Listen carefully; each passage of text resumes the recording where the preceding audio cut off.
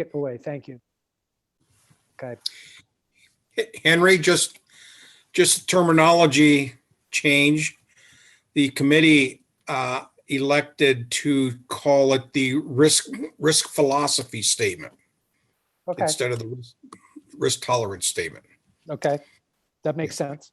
And we're going to actually dig into that a little bit in my presentation here about the thinking behind that. Great. So thanks to Alan for leading that, heroic effort of, jumping through all the hoops of getting the committee to pull together the statement. And thanks, Henry and Amy, Mark, everyone for leadership around kind of integrating this and sequencing it with the larger board so that it lands effectively. So I have a presentation here that Alan is going to have, that we'll be seeing maybe for the third time now. I hope you can stay awake with us, Alan. But it's something that I've done with multiple different organizations, and I'm going to share it with you. So stand by while I share my screen.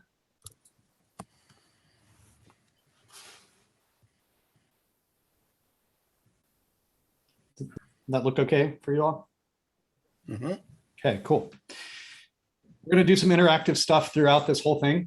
And, I realize that some of you have field experience leading outdoor programs and others are maybe newer to some of these concepts. And I don't want to go too quickly. So please feel free to turn on your mic, interrupt, ask questions, use the chat, however this is going to be most effective for you so that it makes sense to everyone. So here we go. We're going to talk about how safe do we claim to be, the importance of clarifying. I used to call this organizational risk tolerance, and we've just recently started thinking about it in terms of risk philosophy, and we'll talk about why as we go. And this image, I think, nicely captures the idea that what is comfortable and safe for some is not comfortable and safe for everyone.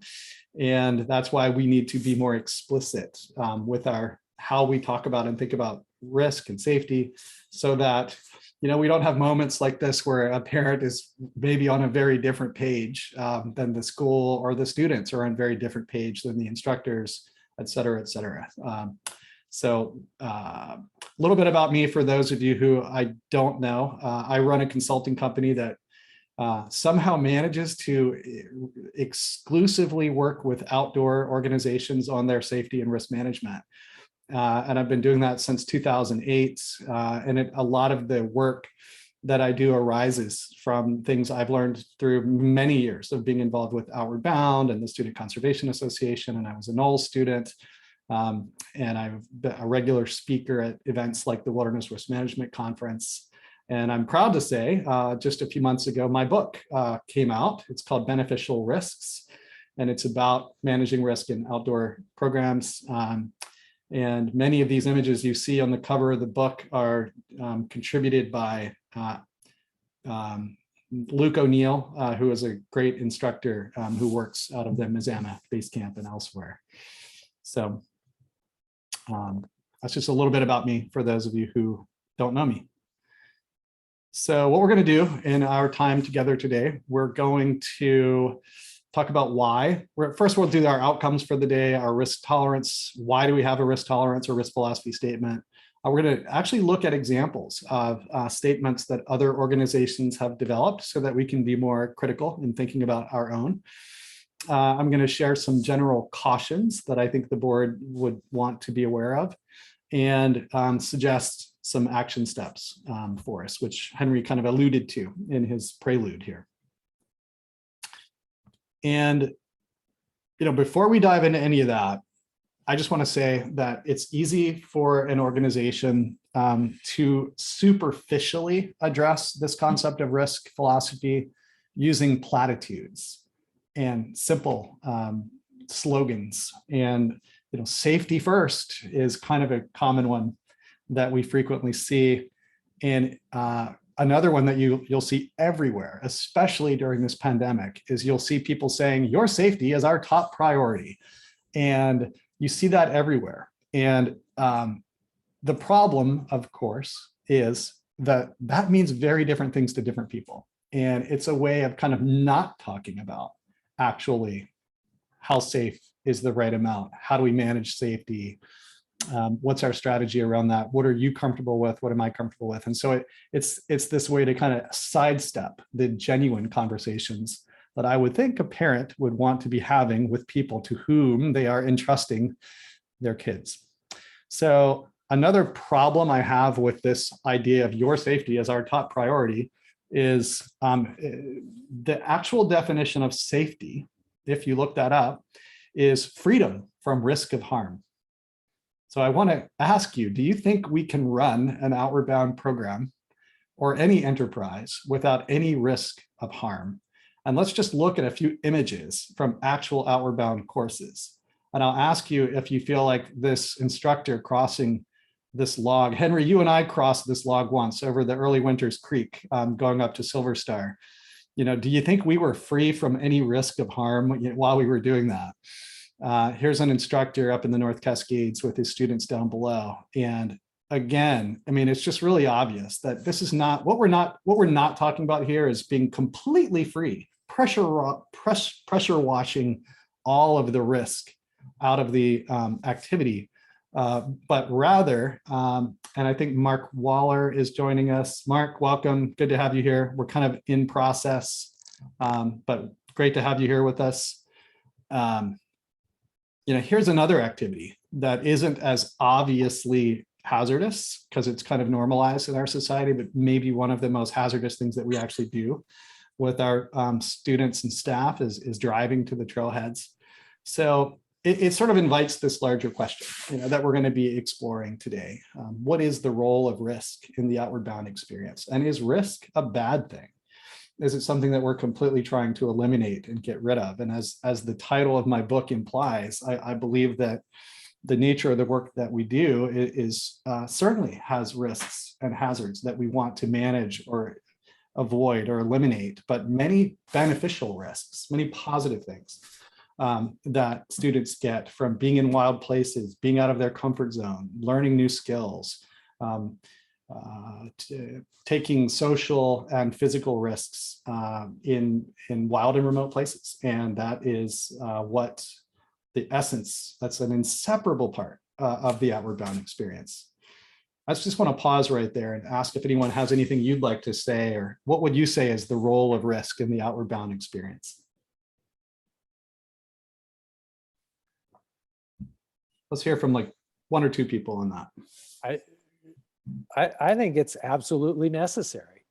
It is what it gets you in places where real learning happens. Yeah. Thanks, Henry. I agree. Anyone have anything else you'd like to add?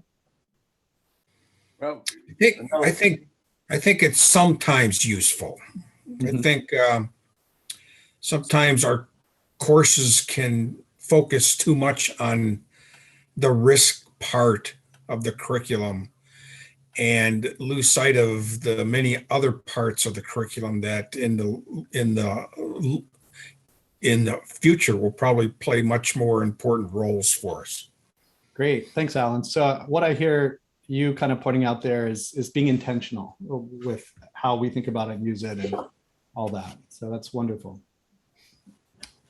Any other comments on this unanswerable subjective question?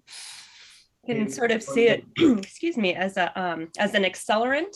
And so, but if you don't know what you're accelerating towards, or there's not a purpose to it, then it's sort of like an accelerant for what. And so it's just important, like Alan said, to have that other piece in there. That's great, Amy. And so in other words, we're not seeking out risk for its own sake, right? It has to be tied to the educational outcomes or the mission, or risk with purpose. And I really appreciate everyone's kind of quick and excellent thinking on this question. So rather than talking about safety, generally speaking, because safety is freedom from risk of harm, I like to think about risk management instead of safety. And that's just a word choice kind of thing. But I think we can really more openly and explicitly talk about risk and the benefits of them, and the ones that we want to seek out and the ones we want to manage, the ones we want to avoid. And to me, it's a more nuanced way to have these discussions than safety, which is kind of a binary yes or no kind kind of question. So let's talk about the why for risk tolerant, or actually we'll start with the outcomes for the day. By the end of this session, you should be able to discuss the value of a risk philosophy statement. You'll be equipped to analyze and compare statements from different organizations, including our own, and have strategies to review and refine, the risk statement that the committee has come up with. So why are we doing all this? We've been running Outward Bound in Washington State since the 60s. And we haven't really had any kind of explicit statement like this. So why are we doing it now?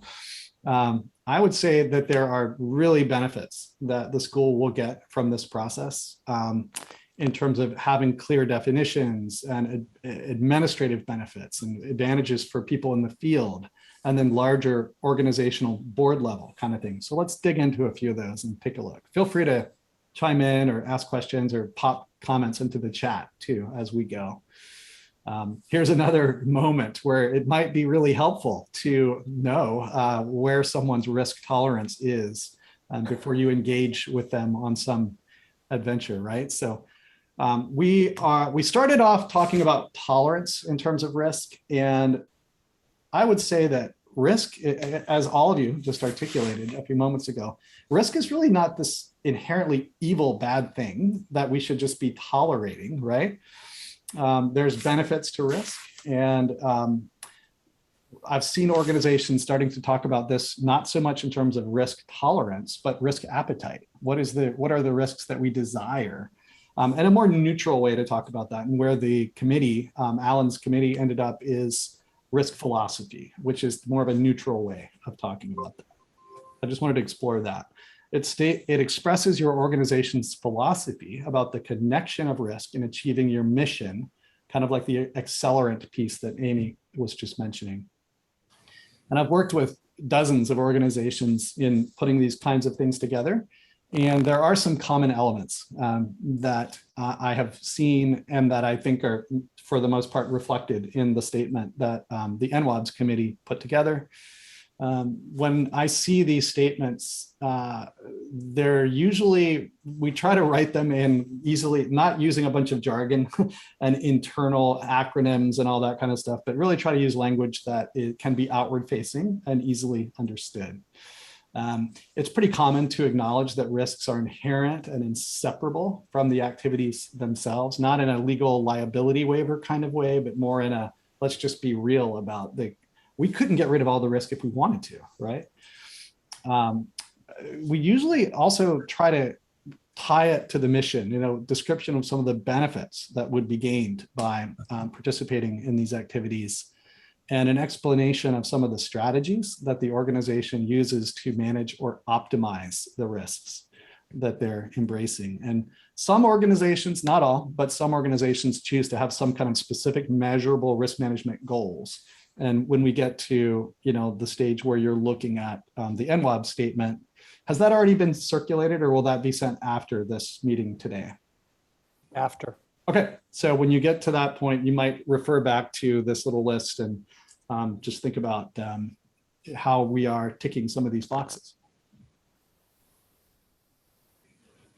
So there are some benefits that we get administratively to having an explicit statement like this. And I'll just give you a moment to read this quote.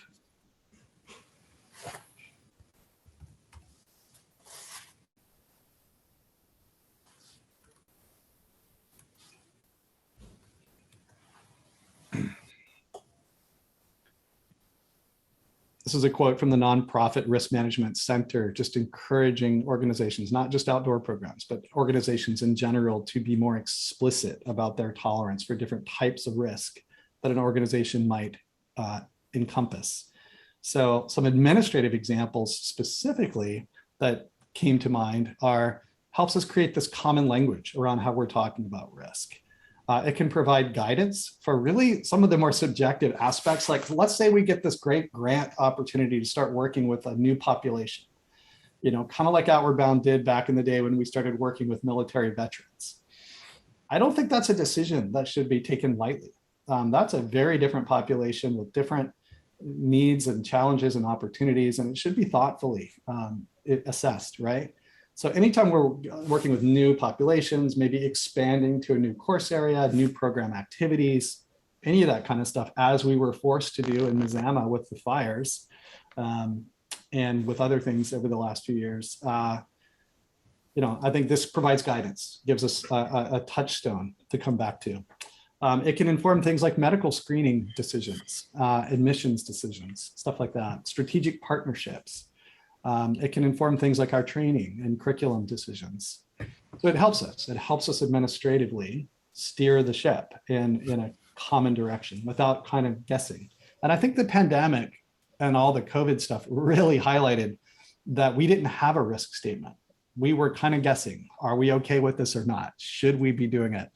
Right. And I think it sort of highlighted the need for the philosophy statement that we developed. So benefits for the field as well. Many of you on the call have been field instructors, and I was a million years ago. I would find a statement like this to be really helpful. It helps me make a distinction. Just because I'm comfortable, free soloing across some glacier or whatever it might be, doesn't mean that the school wants me to be doing that or doing it with the students, right? So I think that's one of the biggest things in training new outward bound instructors, which I've been privileged to do over the years, is to help them begin to calibrate their personal risk tolerance, what you do with your buddies versus what we do with the students. And I think the fact that we haven't had any kind of explicit statement like this has made that trainer's job harder. So I think this is going to be a real service on that level. It can serve as a reminder during times of uncertainty. Should I cross this river or not, with these students, whatever the situation might be. And it gives us a way to look back after an incident or a near miss or something has occurred. It gives us a platform and a lens through which to look, did we achieve our risk tolerance goals or not as an organization? So I think there's many, many more examples you can imagine where having some kind of a compass like that would really help the people in the field. And then let's just I'm thinking about organizationally, not in terms of the administrative staff doing their work, but more like as an organization, there's some additional benefits that we might be able to yield. Having a clear risk tolerance statement can help you with your process of trying to achieve informed consent legally from your participants. If you're really clear with them up front, like this is what we're doing and how we're doing it, then I think they're better situated to know what they're signing up for and to have less of the ability to say, you didn't tell me we'd be doing climbing mountains, on this course. From an insurance perspective, being open about your risks and your program activities and really transparent about that helps you match the coverage that you're getting with the activities that you're doing.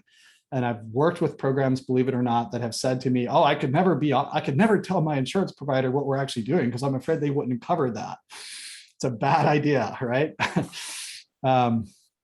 And crisis management. So it gives the leadership team, helps them be aligned. Like when we're practicing our annual ERP drills or whatever it might be, lets us just have common language and communication internally and externally and during an actual crisis itself.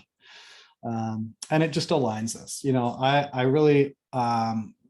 really would love the idea that we could line up, field staff and office staff and board members and possibly have similar answers to that question about what is the role of risk on an outward bound experience.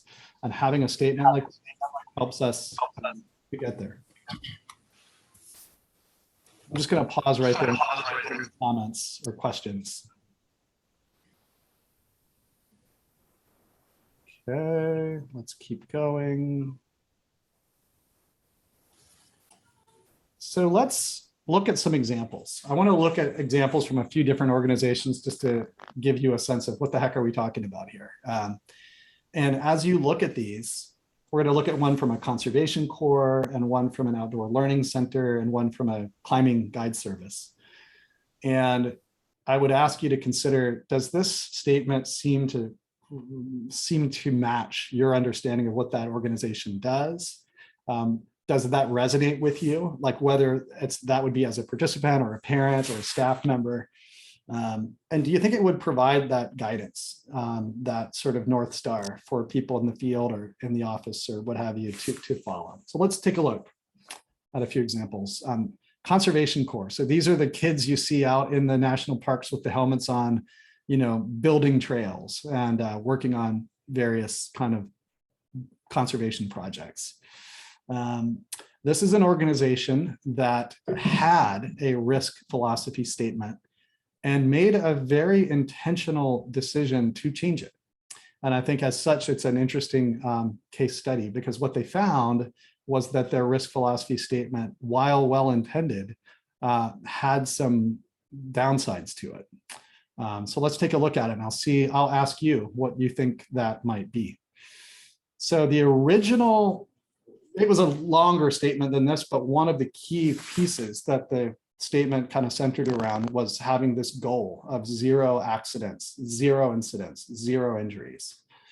And that is, an admirable and aspirational goal, but it had some downsides too. It had some ways in which that explicit goal was working against their real intentions. And I'm curious if any of you have any ideas about why that would be. What's possibly wrong with having this aspirational goal of 0 incidents? It would keep people from reporting things that would cause them to not have succeeded on meeting that goal. Yeah, who wants to be the lowly field staff who submits an incident report, ruining their otherwise perfect record, right? So that it can suppress learning, and it can suppress reporting. So that's a big one. Anything else? The other thing it would do, Steve, it would cause a sort of perpetual contraction on the edges of what might be done. Like when we were out dynamiting, granite to build trails, somebody might decide conservation people can't be around any dynamiting, even with a Forest Service supervisor. And so you'd be contracting your mission almost continually if that was your stated and sacred objective, Absolutely. And it could create confusion. It could create tension, really, between your outcomes, your mission, and this mandate. So thank you for putting it that way. I totally agree. By the way, the other thing it would do, if you make a statement like that and then a kid gets a leg chopped off with a piece of, gas powered equipment or something, the parent says, well, I thought there weren't any risks up there. Exactly. So you're asking for trouble. Yeah, it's sort of that whole safety. Safety is our top priority, but not really being explicit about what that means, right? Couldn't agree more. Go ahead. Oh, I believe you mentioned it when you were responding to Henry's comments, but I'd really like to call attention to the idea that 0 accidents, 0 incidents, 0 injuries should also be tied with 0 learning. In order for people to learn, they have to be able to make mistakes. Now, we'd like to minimize the seriousness of those mistakes, but I see this all the time in surgery. This is a thing that we try and say, but in reality, if you really make this your goal, it is incredibly stifling. And eventually you'd have no one left to do anything. Could not agree with you more, Valerie. That's so there were lots of problems with this philosophy. And it also brings up this concept that has been formally studied and identified called a 0 paradox. And setting this goal of 0, as some of you said, it suppresses incident reporting. And in multiple studies of construction sites and in the medical industry and elsewhere, it actually correlates with more fatalities and more serious injuries for the reasons that I think Valerie is talking about there. So it's problematic. 0 is problematic. And so they shifted, there was a shift in leadership at this organization, and they updated their statement and they tried to change it to be more realistic. And so what they connected it to their mission, and they said, our goal is not 0 incidents. Our goal is getting our work done, fulfilling our mission in potentially hazardous environments without personal or organizational loss. And there's a difference between personal loss, some enduring, life-changing injury or organizational loss, like, a massive lawsuit or things like that, defining it as we're trying to avoid this loss, but we're also trying to pursue our mission. And whether they got that perfect or not, it was a huge improvement over where they had been, and it connected to the mission. It acknowledged the inherent risk of the environment. It allowed space for reasonable incidents to occur while striving to avoid that loss. It was much better received by the field staff. And interestingly, the near miss reports that organization was getting increased by tenfold over the next several years. They only got 16 near misses reported in 2011. And by 2016, they had 164 near misses. That might make you think, what are they doing wrong? Why are they having all these near misses? And obviously they were having them all along, but no one was willing to report them or talk about them or learn from them. And so it was creating this learning disability for them. So I just think this is a cool story about a change in philosophy that rippled into changes elsewhere and created more of a learning organization in a really positive way. So let's look at another one from a guide service. And I'm going to give you a chance just to read this. This is their statement.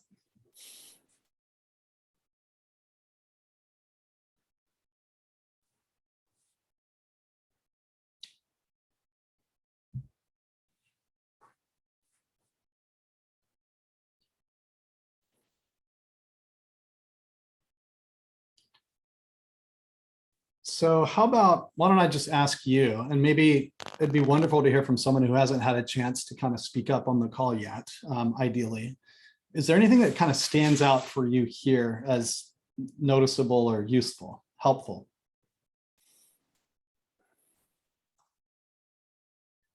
Steve, I appreciate how they are very straightforward in identifying they can't, guarantee safety and what that means to them. They're very straightforward about that. I think that's appropriate. It's wonderful. And especially given what they do, right? The nature of the climbing that they do. And I think for them to be honest with their clients about that. And it helps the clients understand that just because you're hiring a guide doesn't mean that a storm might not come or a rock might not fall or whatever might happen. So, or mistakes might not be made. So I think that's a really, their clarity about that to me is refreshing. Anything else people notice here that you want to comment on? I like the last sentence because it suddenly flipped risk avoidance on its head. Mm-hmm. Said, this is how we grow, Mm-hmm. Absolutely. And we're not at a soccer game here, boys and girls. That's great, Mark. Thanks. Although it's pretty dangerous, I've found in the soccer game when people kick you. Yeah, Yeah. Statistically, a lot more people get hurt playing soccer than climbing, which is an interesting stat. Yeah, by the way, Valerie never gets hurt. She just administers pain. This is great. So anyway, this is just a different one to consider, and I think it's a really good one. And that happens to be North Cascades Mountain Guides, led by our very own dear friend, Josh Cole, former Mazama program director, and works with me now in my company. Here's one from an environmental learning center that's located inside a national park, and I'll just read it. It's very simple. We acknowledge that there are inherent and other risks associated with our programs, with the Learning Center location, and with all outdoor activities. We further acknowledge that taking risk is necessary, appropriate, and beneficial in fulfilling our mission. I like this, an acceptable risk is one that is well managed and leads directly to mission fulfillment. Any comments on this one?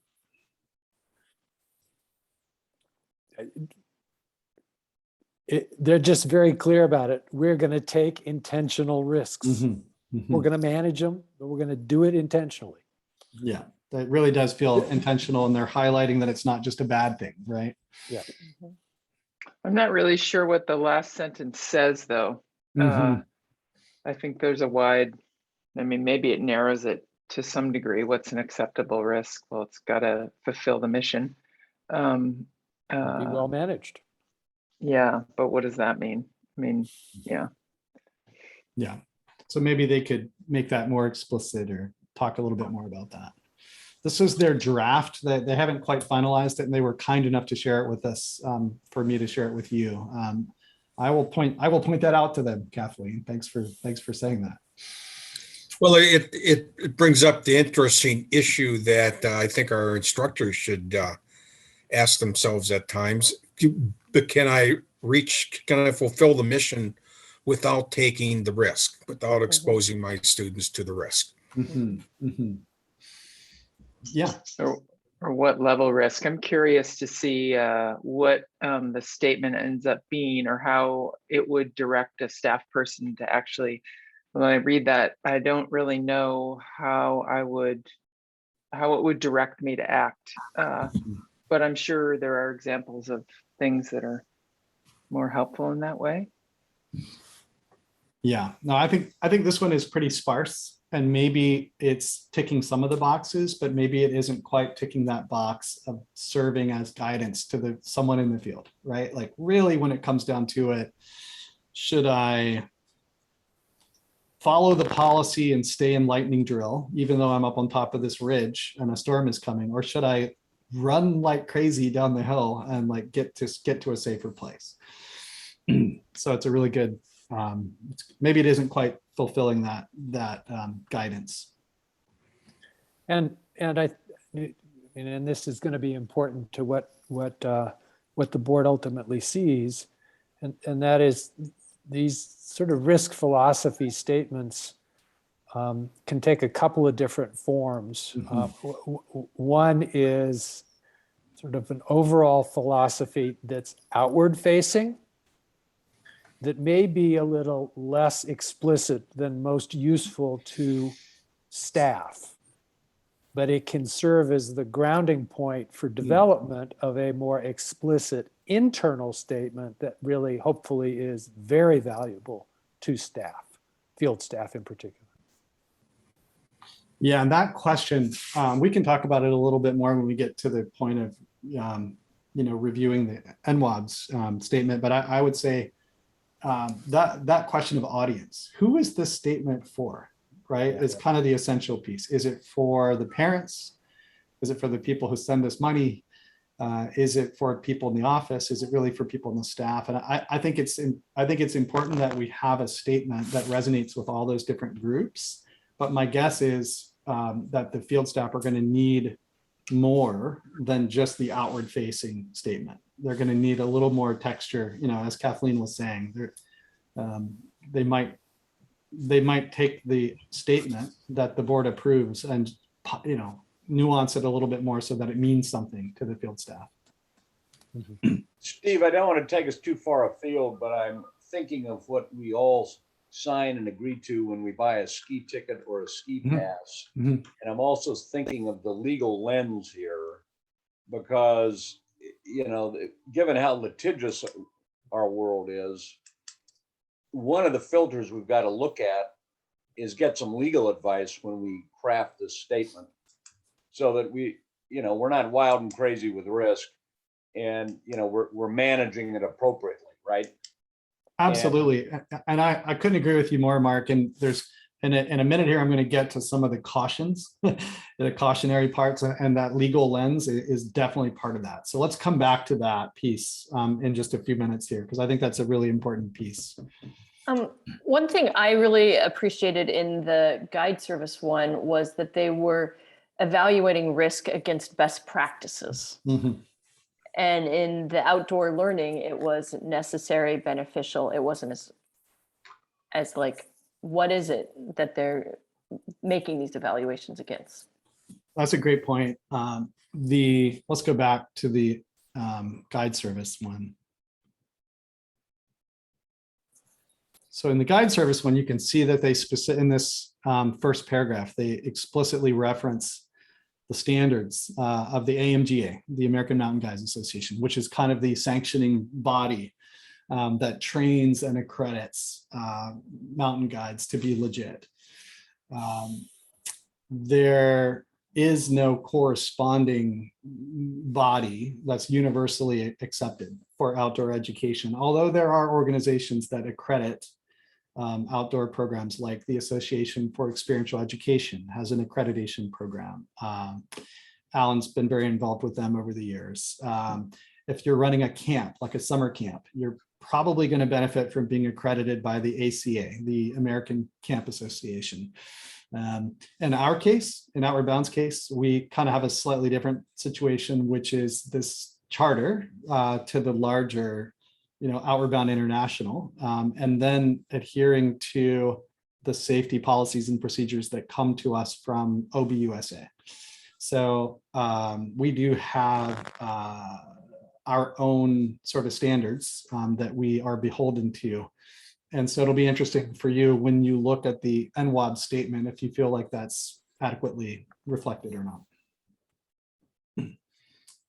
Alan, feel free to jump in and add anything you want to say differently there. Nope, that's good. Great. And Christine, thanks for pointing that out. I think that's an interesting part of this guide service. And that's actually Josh there. This is Josh actually, doing things that would be hard for most humans, but not hard for him, with the world famous Liberty Bell spires in the background there.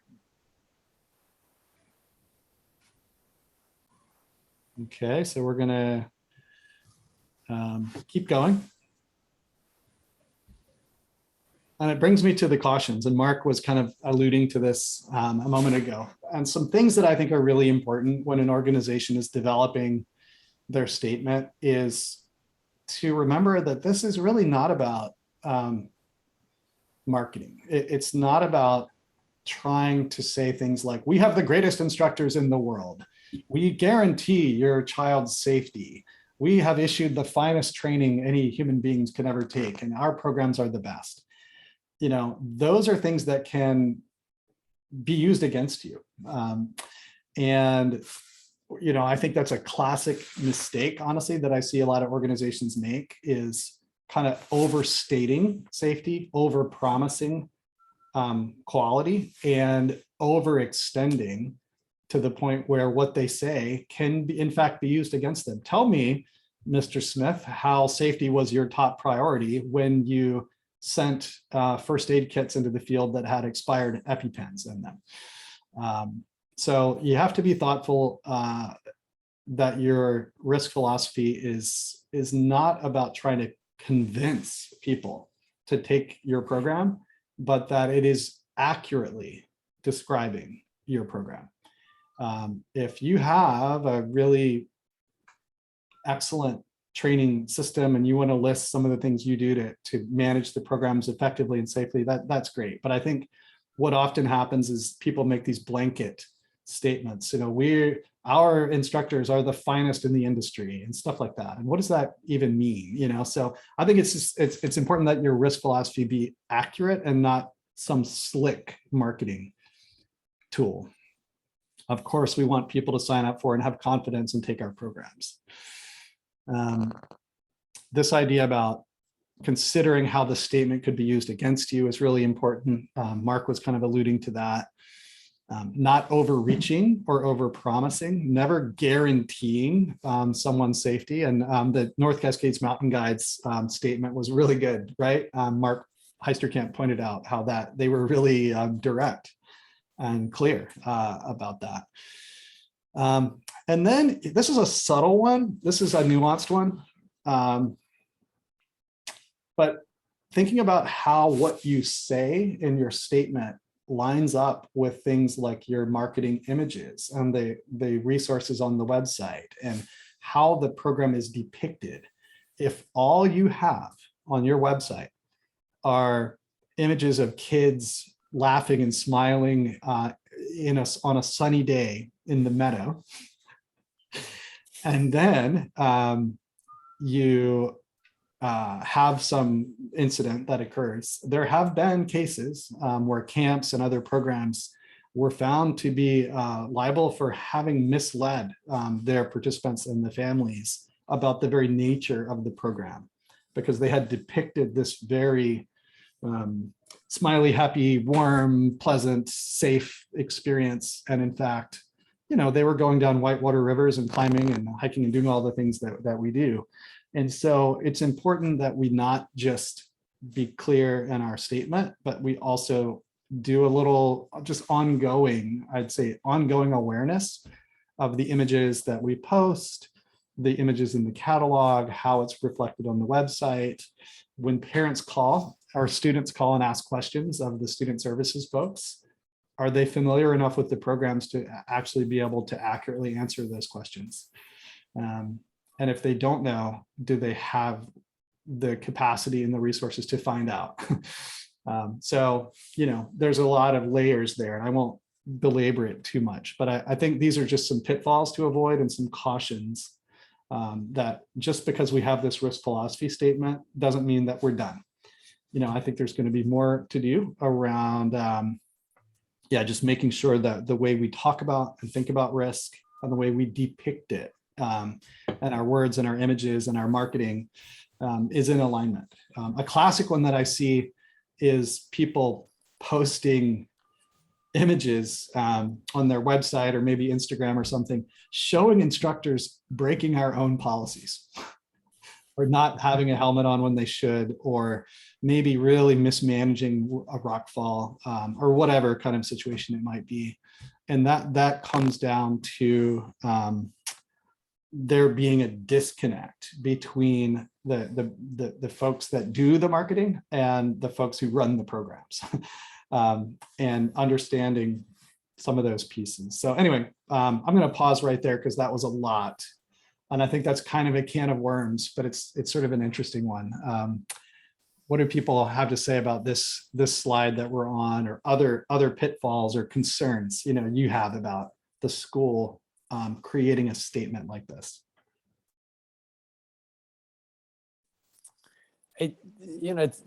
That last point is interesting, but NWOBS has its own website. NWOBS also uses Outward Bound Services Group as a marketing arm and has less control over all the images that they post. Now, we do control what images related to NWOBS we give to OBSG that they might turn around and post. But OBSG still could be not doing what you're pointing out in that last statement, or they could be posting things that are inconsistent with at least the NWOBS risk philosophy statement once approved. Yeah. And to complicate things just a touch more, it's my understanding that OBUSA is also developing their own risk philosophy statement that presumably would be an umbrella thing over all the charter schools. So I don't think we need to dig into that right now, but I just wanted to point out that there will be this interesting moment where I think the larger theme is coordinating right between the different schools around how we talk about this stuff. Well, as it turns out, the OBUSA's board approved a risk philosophy statement at its last board meeting, which Alan got and we've looked at, and that it is a very, very high level overarching kind of statement that allows for a lot of room underneath it for each school to develop something that might be a little more appropriate for an individual school. So we don't see anything in the one that the safety committee's put together that's inconsistent with the now recently approved OBUSA one. That's good that they do it that way. I would imagine that the schools have latitude to be, just like the policies. We can be more conservative than the policies, but we can't be less, right? Right. Correct.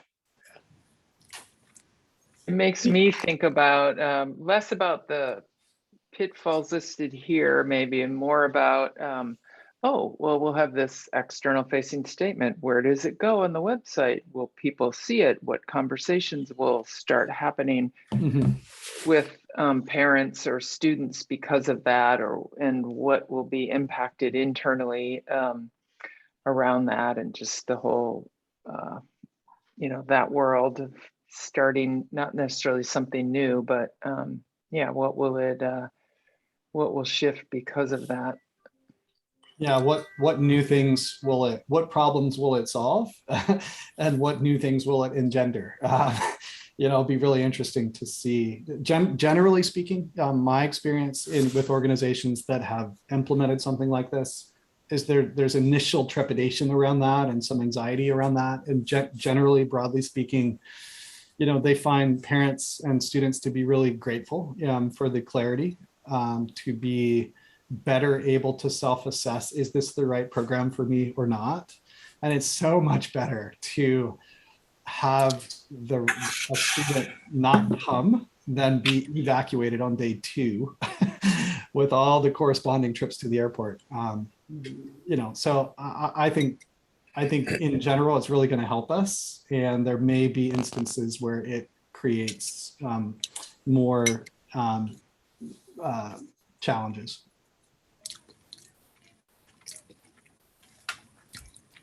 Other thoughts? I think there are plenty of pitfalls that we need to be mindful of. And fortunately, I think because of the work that the committee did, that a lot of these concerns were baked into the way that they wrote the statement. So that's good. Moving along, I have some action steps. And following this meeting, the statement that the committee, someone is coming into the waiting room. Mark is back. Welcome back.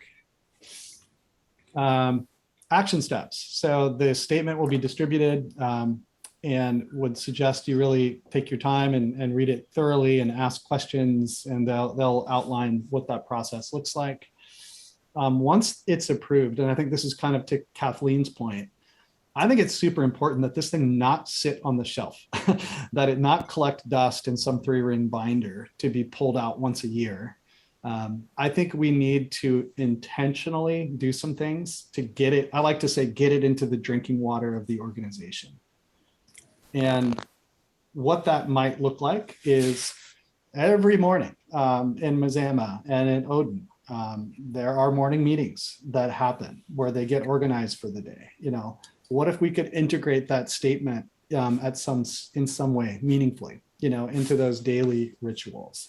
What if we had the statement printed at the footer, at the bottom of every incident report, so people would see it, and think about how this incident relates to our risk philosophy? What if we intentionally baked it into, board meetings and safety committee meetings, and we didn't just use this in the field, but we use this organizationally? We have an opportunity to have a new partner or a new population or some new partnership. And can we use this philosophy as a North Star strategically, not just for students in the field, but for as an organization, right? So I think it's super important. And I do think that the statement will probably need to be expanded a bit and fleshed out a little bit more in trainings and stuff like that for the field staff to completely wrap their heads around it and adopt it and start using it. And that might take some years of time for that stuff to get into the, get into the mix, and it's okay. But those are just some of my thoughts about next steps. And I really welcome your thoughts as a board. What would you see as additional action steps or things that you would suggest would help you and the organization ultimately integrate this statement, not just as something that gathers dust on the shelf, but as something that's really going to help serve as a North Star for us.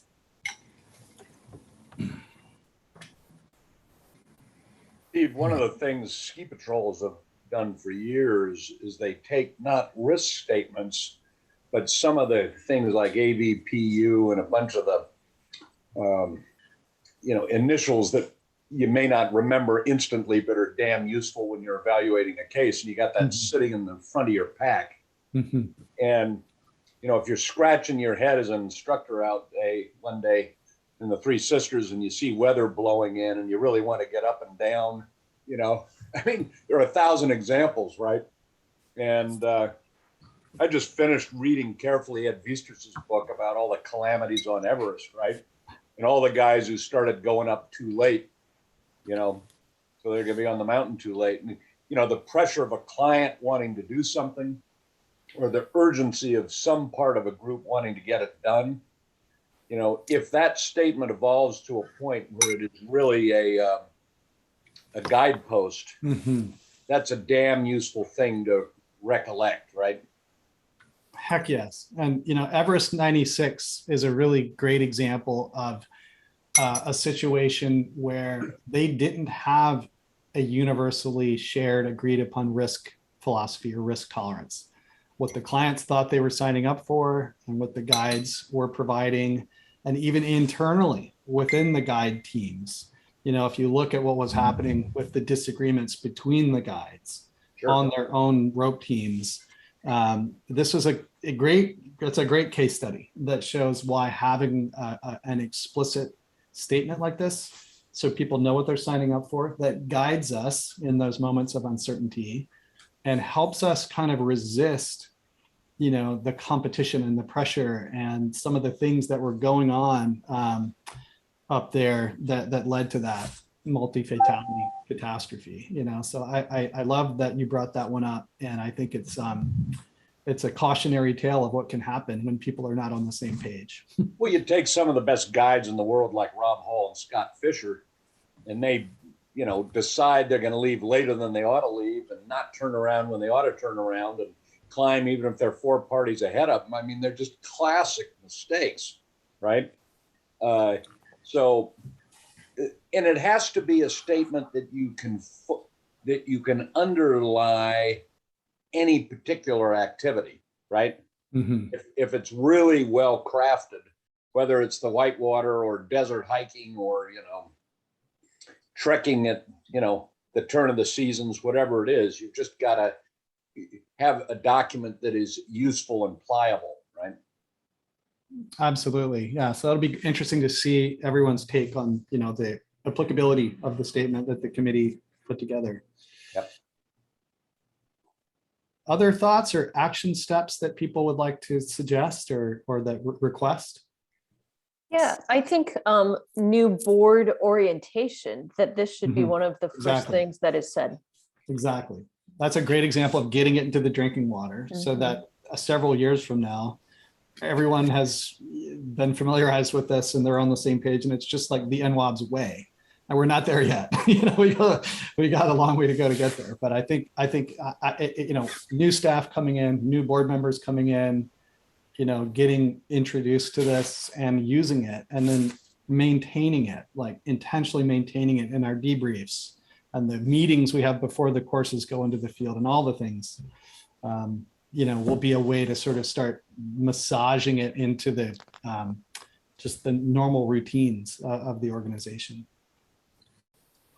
And Steve, once if it's approved, how often do you recommend the board reviewing it and reapproving it, or like if it sits with the safety committee for a year, maybe the safety committee after a year relooks at it just to see how it's still, you know, feeling and sitting, and then could tweak it and then have the board you know, reapprove it? How frequently should that happen? What a great question. And you know, I'd say because of the size of the organization and the complexity and the different base camps and programs and like the multiple states that are covered by NWOBS, you know, I think that it would be a mistake to tinker with it too often or too much. And I think the best way to tinker with it is for that to be informed by what's happening all through the different levels of the organization. Like if we're hearing from folks after a year,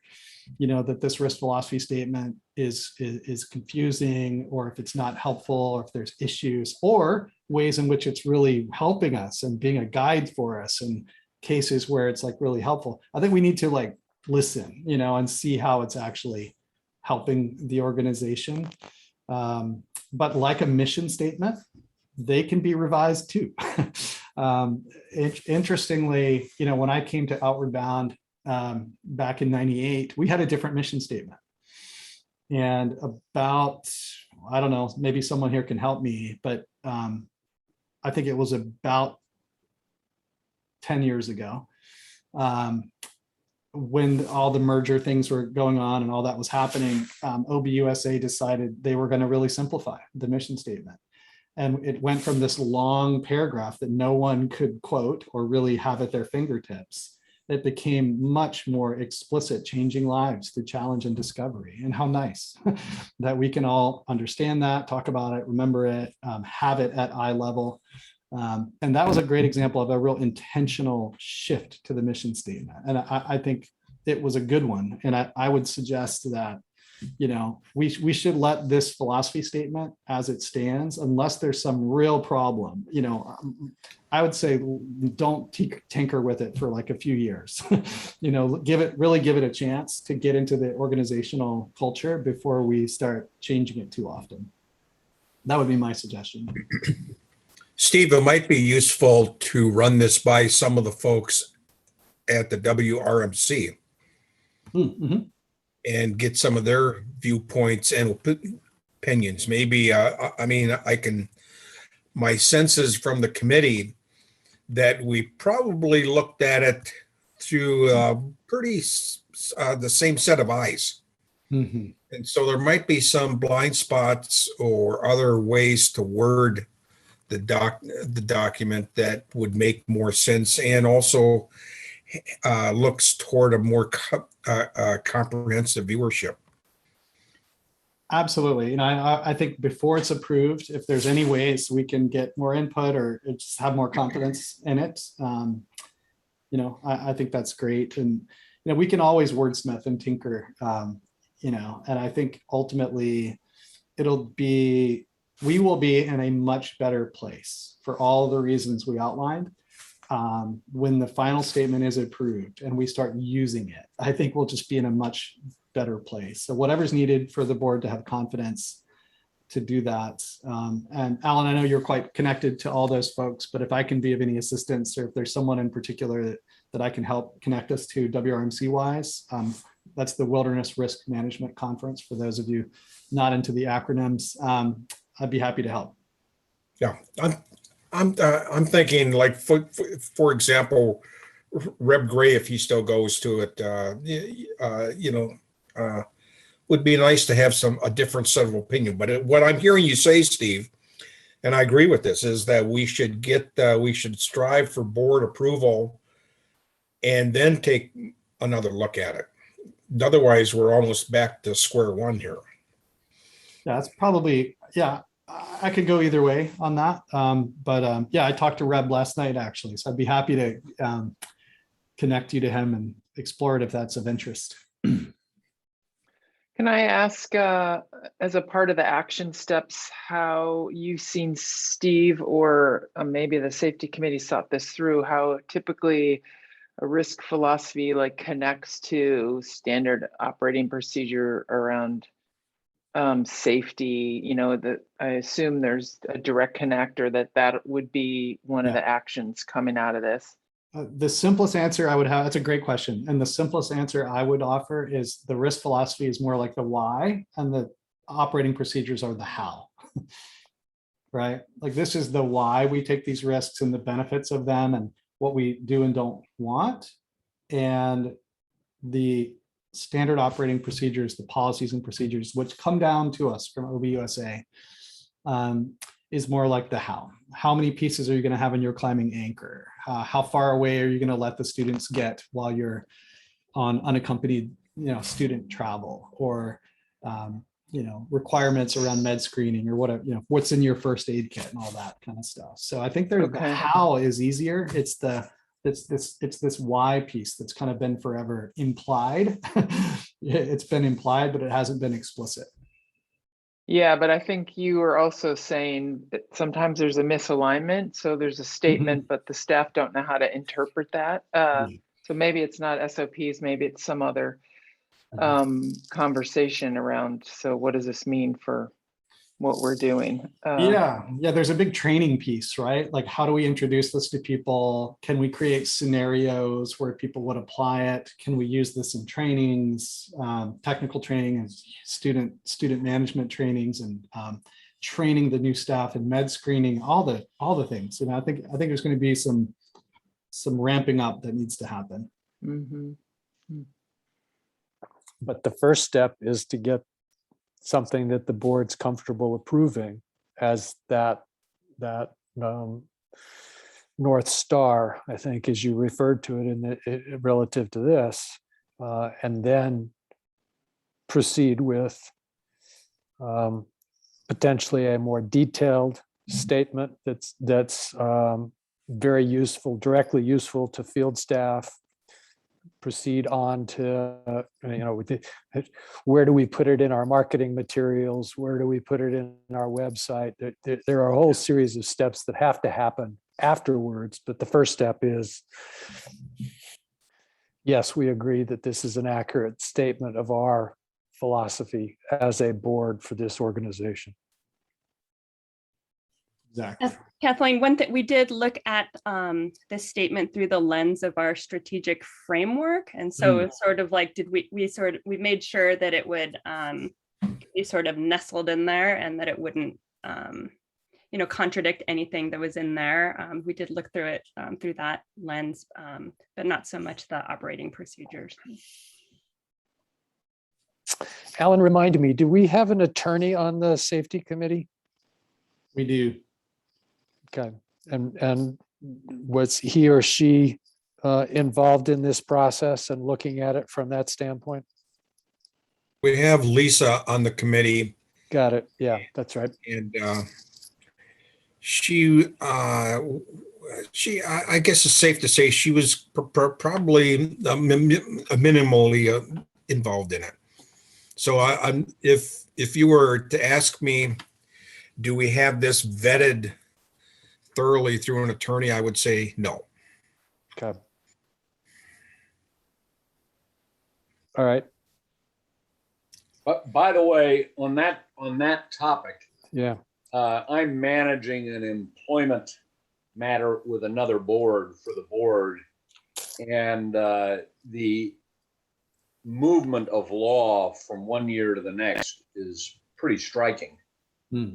So I think once we get it done, getting a review of somebody who can give us a current legal opinion might be helpful.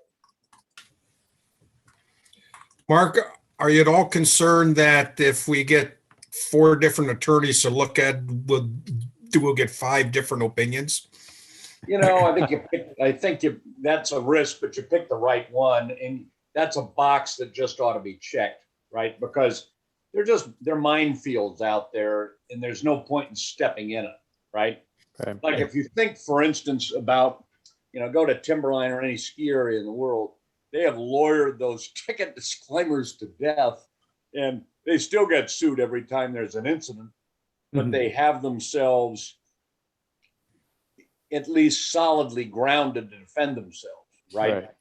So I think it would be imprudent of us not to get at an early date both that statement and sort of our application materials, and any risks. I haven't looked at those in a long time, but get those looked at and see if there's anything obvious we got to clean up or adjust.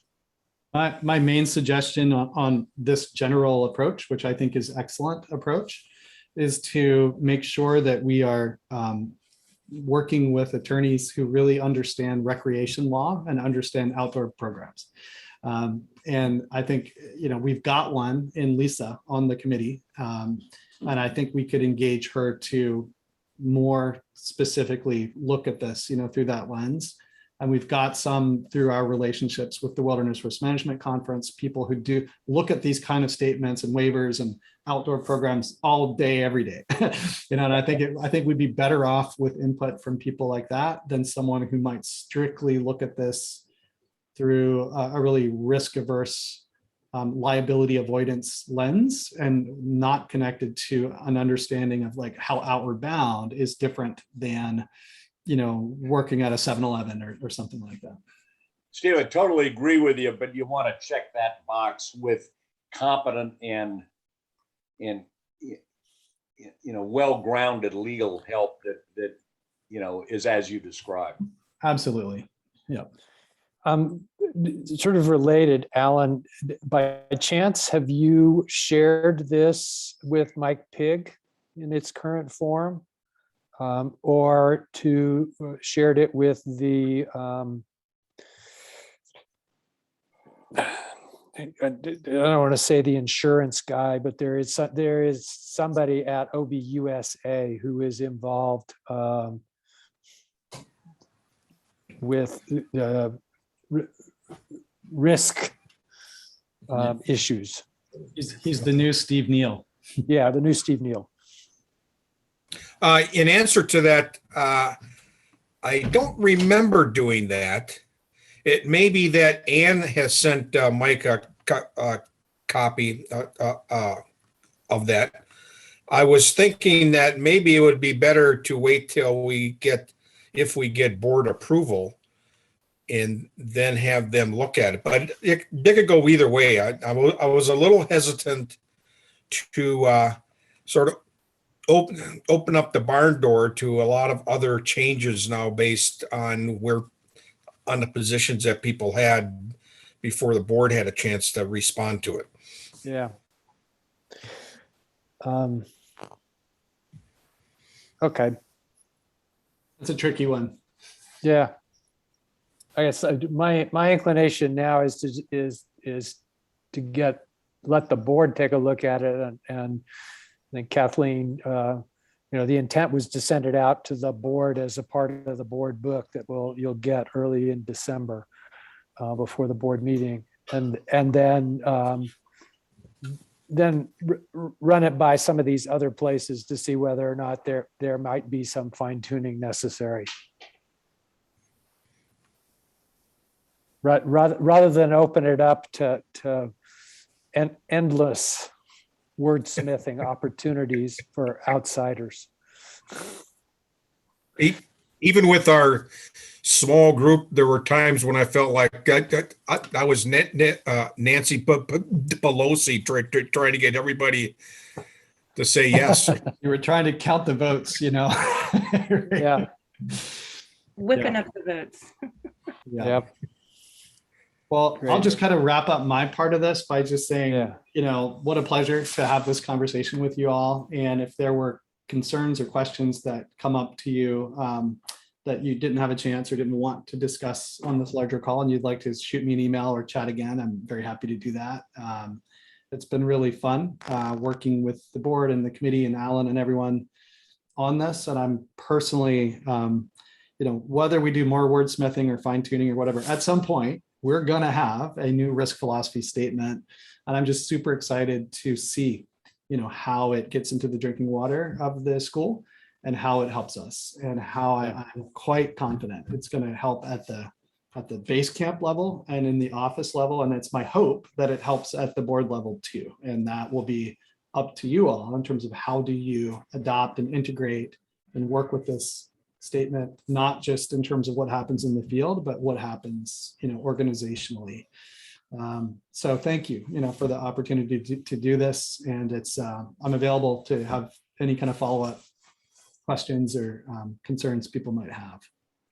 Super. Steve, thank Well, you for this webinar. Thank you for your participation on the safety committee and involvement with the actual development of the draft that's coming to the board. It's a So pleasure. Yeah, thank you. It's a great job by Alan leading that whole project. Well, on behalf of the committee, we were thrilled and delighted with all the help that you gave us, Steve. Good. Good. I'm glad. Anything else we want to do or say before we wrap things up here today?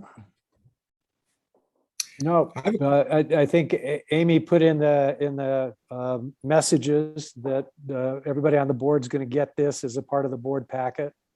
So you'll have a week plus to read it and think about it with this context in mind.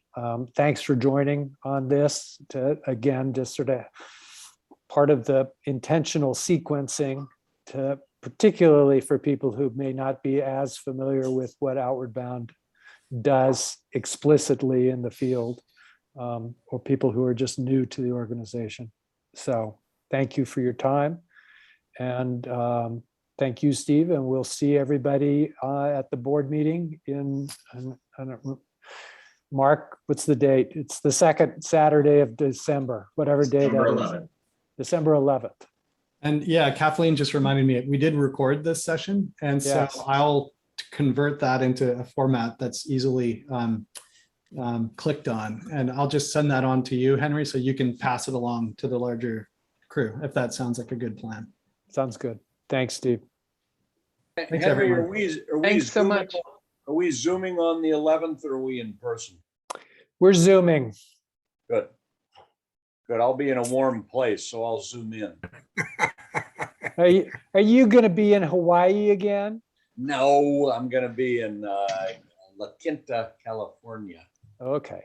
Oh, Biking, nice. biking and hiking and maybe trying to get up Mount San Jacinto, depending on how deep the snow is. You know, just take the tramway up. Yeah, there's an easy way up. And then it's a relatively short hike from the top of the tramway to the top of the mountain.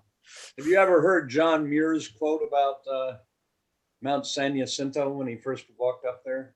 No. He said, "This is the most beautiful place God has made." Nice.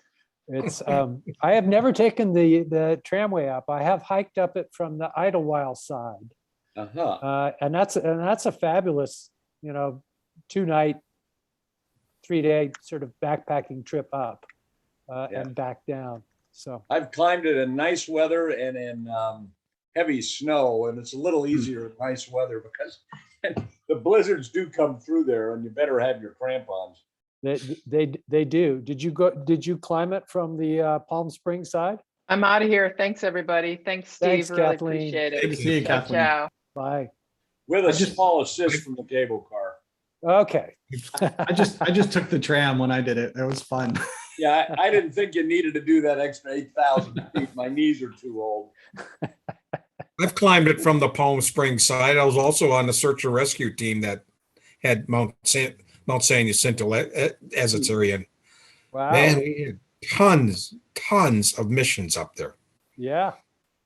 That's a It's lot of relief astonishing. from the valley floor to the top is a huge ascent. Yes. Yeah. Yeah. I always have thought less of people's intelligence if they're on a climbing route and there's a cable car above them and they got lost. That strikes me as being a little bit challenged if you get lost in that. There are lots of those climbing routes in the Alps, and we'd take cable cars, and people could usually figure out where they were. But I think most of the people, Alan, don't they get lost off the top of the cable car on that group of trails, or do they actually get lost on the way up?